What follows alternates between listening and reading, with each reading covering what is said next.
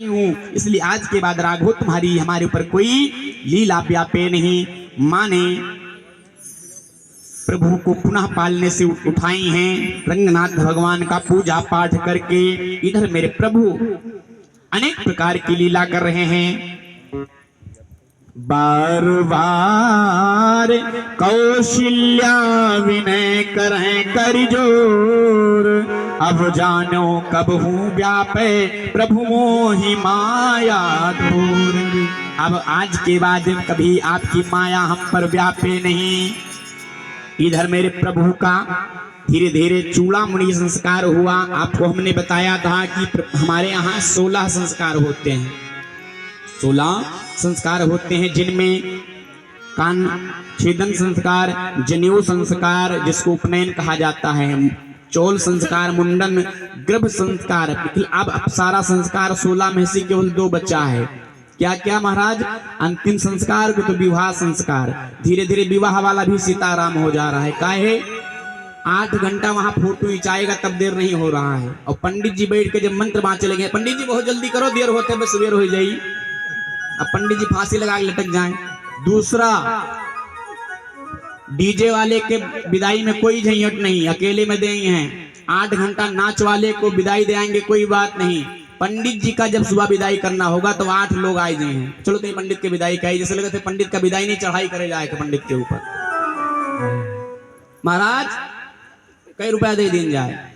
अरे जो अब पंडित जी 8 जन का देखे वैसे सन पाता है कि क्या मांगू मैं भाई। अब पूरा रात वो ब्राह्मण जगह है आपके मंगल के लिए, आपके लिए मंत्र, आपके परिवार के लिए, आपके बच्चे के लिए, आपकी बिटिया के लिए पूरा रात्रि वो मंत्र पढ़ा।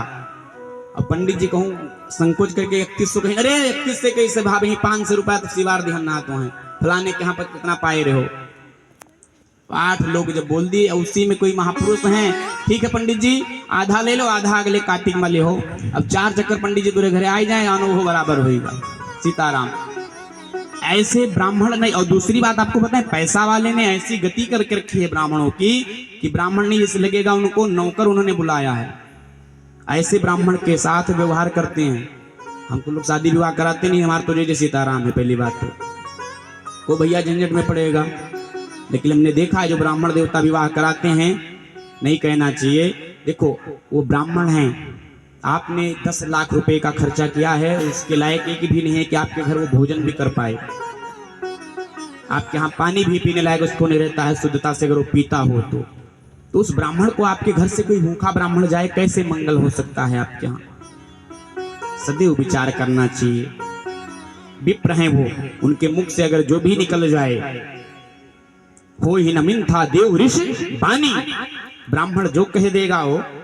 संध्या उपासक हो, ब्राह्मण आजकल के अजीब हैं, ब्राह्मण भी अजीब हैं आजकल के।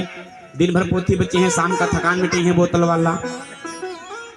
दिन भर पोथी बाचेंगे और शाम को थकान मिटाएंगे, तो उनके हम ब्राह्मण, और कहीं बात होगा तो हम ब्राह्मण, हम फलाना, ऐसा भाव नहीं होना चाहिए। देखो त्रिकाल संध्या है, ब्राह्मणों के लिए त्रिकाल संध्या बनाई गई है। ना 3 संध्या हो पाए तो 1 संध्या तो सुबह करना ही चाहिए। प्रातः काल में स्नान ध्यान करो, ना ज्यादा जप पाओ गौरी गणेश जप लो, वो भी ना हो पाए गायत्री जाप कर लो, कि जो जैसे आपको प्रणाम करे। आप किसी को आशीर्वाद दोगे तो आपका पुण्य खत्म तो होगा। तो जब आप अपने खजाने में भरोगे नहीं, भक्ति से साधोगे नहीं, तो धीरे धीरे खजाना आपका खाली होगा, फिर आपका आशीर्वाद भी किसी को नहीं लगेगा।